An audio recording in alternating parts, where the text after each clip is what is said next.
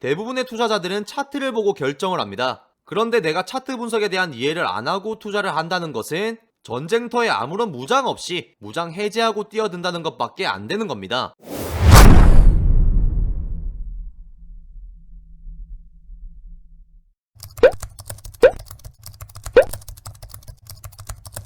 네, 안녕하세요. 트러스점입니다. 이번 영상은 아는 만큼 보이는 차트 분석 네 번째 강의 이동평균선 편입니다. 아는 만큼 보이는 차트 분석 강의들을 잘 보고 기초부터 잘 배우고 있으시다고 말씀들을 많이 해주셔가지고 빨리 더 업데이트 해달라고 또 많이들 요청을 하셔서 우선적으로 먼저 촬영을 하게 되었습니다. 여러분들 분명히 아는 만큼 보이게 되실 겁니다. 알려드리는 모든 것들을 익히셔가지고 시장의 흐름과 주가의 흐름을 누구보다 빨리 정확하게 예측해내시길 응원합니다. 영상이 다소 길어질 수가 있는데 시청자분들과 회원님들께 쉽게 설명하면서 제대로 알려드리기 위해서니까 하나도 놓치지 마시고 끝까지 시청해주시면 분명히 큰 도움이 되실 겁니다. 앞으로도 더욱 양질의 영상을 제공해드리겠다는 약속을 드리면서 바로 시작해보겠습니다. 주가의 평균 가격을 선으로 이어가지고 그려낸 이 이동평균선은 봉차트와 거래량과 함께 가장 많이 활용하는 대표적인 지표라고 할 수 있습니다. 투자자가 이용 가능한 기술적 지표들 중에서 가장 신뢰할 수 있고 알기 쉬운 지표 중에 하나라고도 할 수 있겠죠. 이 이동평균선에 대해서 이해를 하시게 되면 흐름을 객관적으로 파악하실 수 있으실 겁니다. 추가적으로 방향성과 변곡점을 쉽게 알 수 있다는 것에서 필수적으로 여러분들께서 학습하셔야 하는 지표입니다.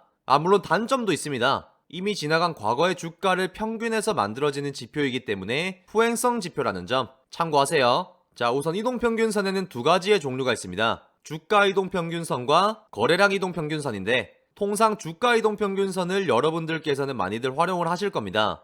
거래량 이동평균선도 있다는 것 꼭 알고 계셔야 합니다. 거래량 이동평균선 같은 경우에는 주가 이동평균선과 활용 방법은 동일하게 보셔도 무방하지만 5일선과 20일선으로만 활용하시는 것을 권장드리겠습니다. 그리고 이동평균선은 산출 기간에 따라서 200일, 120일, 60일, 20일, 10일, 5일선으로 또 세분화가 됩니다. 각 기간별로 이동평균선의 활용법도 물론 다릅니다. 이게 주식을 하시는 분들은 잘 아시겠지만 200일, 120일선은 경기선이라고도 합니다. 통상 일반적인 우리 경제 상황의 경기 사이클과도 비슷하게 움직이는 경향이 있어가지고 경기선이라고도 부르기도 하는 거죠. 이게 말 그대로 대세를 판단하는 기준으로 활용을 하는 겁니다. 쉽게 말씀드리면 주가가 121선, 201선을 상방으로 뚫으면 상승으로 전환되었다고 예측을 하거나 하방으로 뚫으면 하락으로 전환되었다고 예측을 합니다. 다음 61선은 수급선이라고도 합니다. 쉽게 말씀드리면 일정한 방향의 추세를 보인다고 하더라도 그 안에서는 끊임없이 오르락 내리락 하면서 움직이겠죠. 그래서 61선이 중기적인 추세를 나타내는 거죠. 그럼 이 61선의 방향을 결정하는 데에는 수급적인 이유가 크다고 볼 수 있습니다.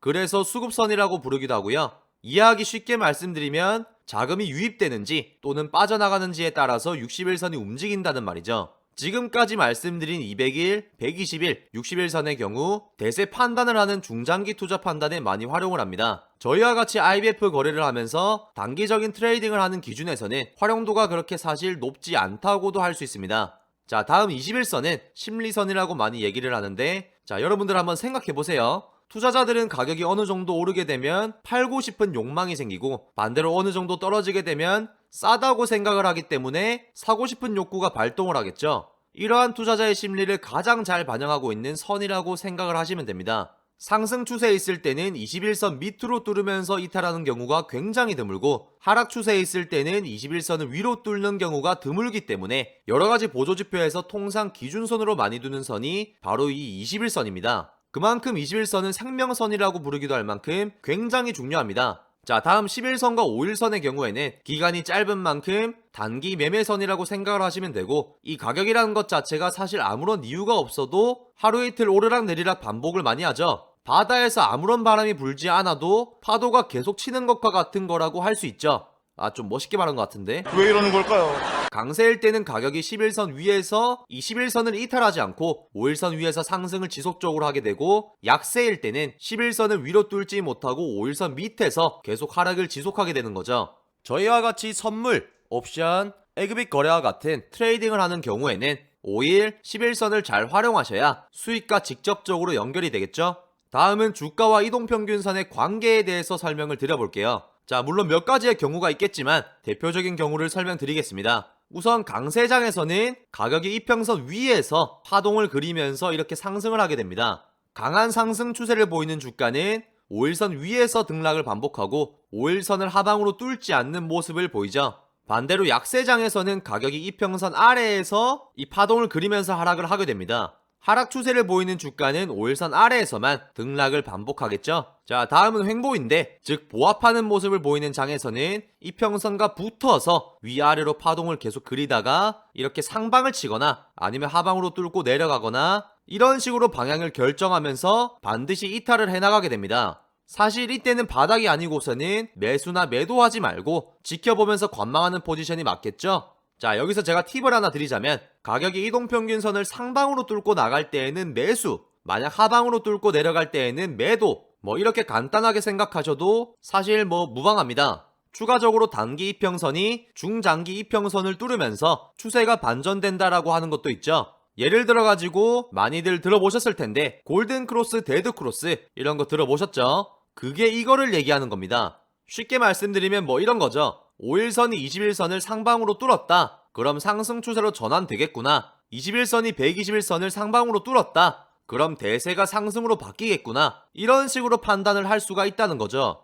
근데 이런 부분은 사실 주식과 같은 경우에나 그렇고, 추가적으로 중요한 건 현재의 시장 상황이 강세인지 약세인지를 정확하게 파악이 제대로 된 상태여야지만 이거를 적용할 때 현명한 거죠. 그냥 막 생각나는 대로 판단하시면 진짜 큰일 납니다. 또 이동평균선은 지지선과 저항선의 역할도 합니다. 아까 얼추 이해를 하셨을 텐데, 예를 들면 가격이라는 게 21선 위에서 이평선을 따라서 상승하는 경우에는 이 이평선 자체가 지지선이 되겠죠. 무슨 말이냐? 상승하던 가격이 이평선까지 떨어지게 되면 매수 세력이 쓱 들어오는 거죠. 다시 상승 추세가 지지되기 때문에 이 이평선이 지지선 역할을 하게 되고, 반대로 가격이 21선 밑에서 하락하고 있을 때는 이평선이 저항선이 돼서 추가 상승을 저지하게 되는 거죠. 이해되시죠? 그럼 이평선 개념 정리 끝! 지랄하고 자빠졌네. 자, 그럼 우리는 이 이동평균선을 활용해서 어떻게 매매를 진행하느냐? 사실 이게 가장 중요하고 이 영상을 보고 계시는 시청자분들과 회원분들의 가장 궁금한 점이겠죠?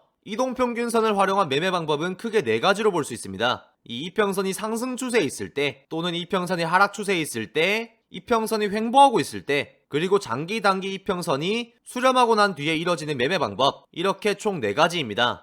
자, 우선 이평선이 상승 추세에 있을 때는 간단합니다. 그냥 매수예요. 그림을 보시는 것처럼 이평선이 지지와 저항의 역할을 하기 때문에 가격이 상승 추세인 이평선에 접근하게 된다면 매수하는 겁니다. 특히 상승의 힘이 강한 경우에는 5일 이평선을 타고 쭉 올라가는 경우가 진짜 많습니다. 여러분들도 분명히 경험을 많이 해보셨을 겁니다. 그럼 반대로 가격이 이평선을 뚫고 내려오면 당연히 매도겠죠. 자, 여기서 팁 하나 더 드립니다. 21선을 일시적으로 이탈했다가 다시 기존 이평선으로 복귀하는 속임수를 부리는 이탈도 있습니다. 조심하셔야 됩니다. 근데 이게 속임수 이탈인지 추세적 이탈인지는 차트 분석을 지속적으로 학습을 하시다 보면 충분히 이해가 되실 겁니다. 다음은 이평선이 하락 추세에 있을 때 더 간단하겠죠? 좀 전에 말씀드린 상승 추세의 반대입니다. 간단하죠? 네, 맞습니다. 매도하면 되겠습니다. 다음 횡보하고 있을 때는 사실 이평선을 중심축으로 두고 큰 변화가 있을 때까지는 매매를 안 하는 것이 상책입니다. 괜한 작은 욕심 내시다가 한강 다리 번호표 뽑으러 가시는 거죠. 다음은 장단기 이평선이 수렴을 하고 난 후의 방법인데요. 장단기 이평선이 수렴을 한다는 말이 무슨 말이냐? 그림을 보시면 이해가 되실 건데, 간단하게 말씀을 드리면 가격이 상당 기간 횡보를 하고 있다는 뜻입니다. 가격이 충분히 하락해서 더 이상 팔려고 하는 사람이 없기 때문이죠. 그래서 길게 횡보하고 있다가 갑자기 대량으로 거래가 발생하면서 긴 양봉이 생기는 경우가 있죠. 이때 잘 진입하시면 길게 큰 수익을 얻으실 수 있습니다. 왜냐? 통상 대세 상승장으로 이어지니깐요. 추가적으로 5일선과 21선이 수렴하고 있는 상황에서, 그러니까 만나고 있는 상황에서 가격이 이평선을 위로 뚫고 나가면 상승으로 전환되겠구나 라고 생각을 하시면 되고, 만약 5일, 20일, 60일선을 다 뚫었다. 그럼 이건 그냥 상승 추세 빼박이다. 이렇게 생각을 하셔도 사실 무방합니다. 자, 그럼 반대로 쭉 상승을 하다가 어느 정도 고점에서 이평선이 수렴하고 다시 가격이 아래로 뚫고 내려간다면 하락으로 전환되겠구나 라고 생각해야 됩니다. 그럴 땐 뭐다? 당연히 매도죠. 너무 간단하죠? 진짜 너무 쉽게 설명하는 것 같은데? 헛소리 하지마 임마. 맞다. 여기서 또 꿀팁 하나 더. 5일선, 21선은 매우 중요하다고 제가 말씀을 드렸죠. 그런데 이때 더욱 신뢰도를 높일 수 있는 추가적인 지표들이 있습니다. 바로 MACD와 스토캐스틱, 일목균형표, 볼린저 밴드가 있어요. 같이 활용하셔서 분석하시면 신뢰도를 훨씬 더 높이실 수 있으실 겁니다. 그럼 이평선 활용 매매 방법 끝! 자, 이번에는 이동평균선의 배열을 보고 어떻게 판단하는지 알려드리겠습니다. 우선 여기 보이는 정배열은 주가 가격을 말하는 거죠. 주가 단기 이평선, 중기 이평선, 장기 이평선 순으로 나란히 상승 중일 때 이게 바로 전형적인 정배열 상태인 겁니다. 사실 이건 어떻게 해석하냐면 가격과 장단기 이평선이 정배열이 되어 있다는 건 보시면 손실을 보고 있는 투자자가 없다는 얘기죠. 그럼 매물의 부담이 적기 때문에 상승 추세가 쭉 이어진다고 판단할 수가 있는 거죠. 다음은 골든크로스라고 많이들 들어보셨을 겁니다. 이게 뭐냐면 단기 이동평균선이 중장기 이동평균선을 빠르게 상방으로 뚫을 때를 말하는 겁니다. 무슨 말인지 이해되시죠? 이름에서 느낌이 빡 오시잖아요. 골든! 네, 맞습니다. 간단합니다. 매수! 특히 많이 하락한 상태에서의 골든크로스라면 뒤도 보지 말고 빠꾸 없이 매수하시면 되겠습니다. 다음은 역배열인데 이건 어떤 상태냐? 좀 전에 말씀드린 정배열의 반대 상태겠죠? 위에서부터 장기 이평선, 중기 이평선, 단기 이평선, 그리고 주가 이 순으로 나란하게 하락 추세에 있는 상태를 말하는 겁니다. 자, 여러분들 보세요. 이런 경우에는 대부분의 투자자들이 손실을 입고 있는 경우니까 하락 추세가 이어지고 있는 거겠죠? 그럼 뭐다? 간단하죠? 반대로 매도!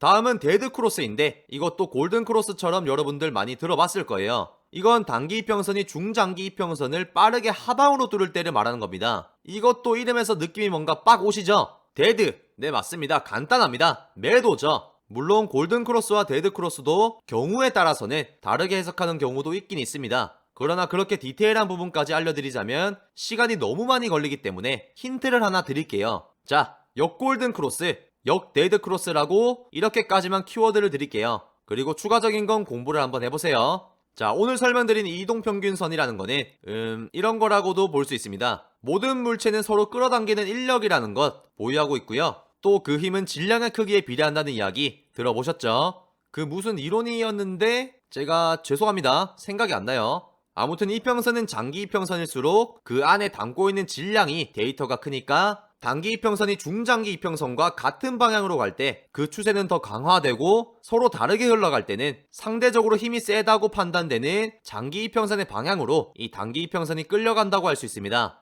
이해되시죠? 실제로 그렇게 나타납니다. 추가적으로 이평선의 예상 진로를 가지고 예측하는 방법도 있긴 하지만 해당 부분은 예측에 대한 견해와 주식에 많이 접목하는 부분이다 보니까 제가 오늘은 생략을 하겠습니다.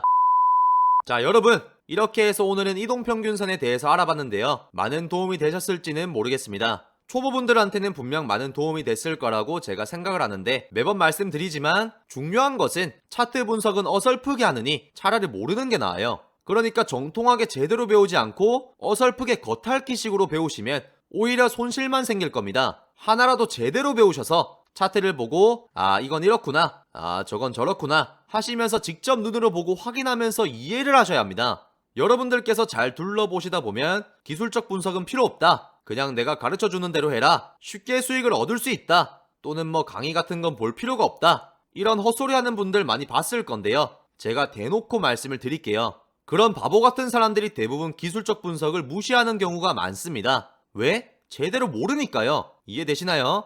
알더라도 찔끔 어중이 떠중이처럼 알고 있으니까 본인이 자신이 없는 거죠. 상식적으로 잘 생각해보세요. 대부분의 투자자들은 차트를 보고 결정을 합니다. 그런데 내가 차트 분석에 대한 이해를 안 하고 투자를 한다는 것은 전쟁터에 아무런 무장 없이 무장 해제하고 뛰어든다는 것밖에 안 되는 겁니다. 분명히 학습하시면서 또 적용을 하시다 보면 분명 노력에 보답이 있을 겁니다. 추가로 문의사항 있으시면 유튜브 본문에 나와 있는 1:1 문의 링크로 문의 주시면 제가 언제든지 친절하게 답변 드리겠습니다. 영상 끝까지 시청해주셔서 감사드리고 다음 영상에서 뵙겠습니다. 지금까지 트러스점이었습니다. 감사합니다.